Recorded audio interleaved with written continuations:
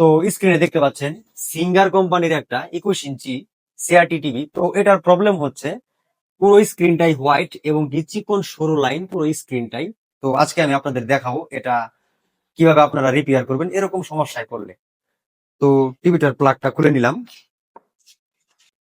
তো সকেট গুলো খুলে নিব, কিছু ভোল্টেজ মেজারমেন্ট করে আপনাদের দেখাচ্ছি।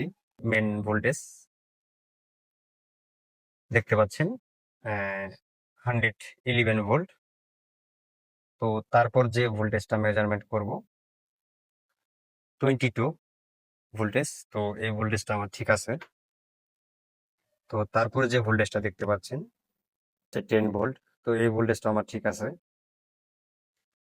তো এখানে আপনারা অনেকেই জানেন এই ভোল্টেজ গুলো আপনাদেরও মুখস্থ, তারপর বলি।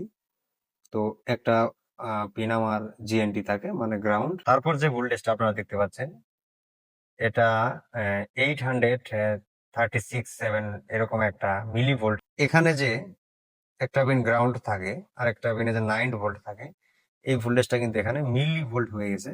তো সেক্ষেত্রে যেহেতু এখানে আমার 9/8 থাকে, তো আমি এখানে একটা জাম্পার করে দেব।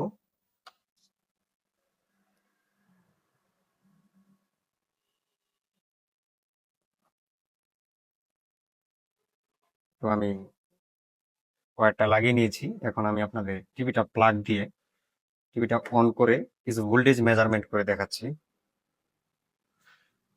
তো টিভিটা আমার অন হয়েছে। তো এখানে আমার মিলি ভোল্ট ছিল, তো এখানে দেখতে পাচ্ছেন 9 ভোল্ট। তো আপনারা এই অবস্থায় পিকচারটা দেখেন।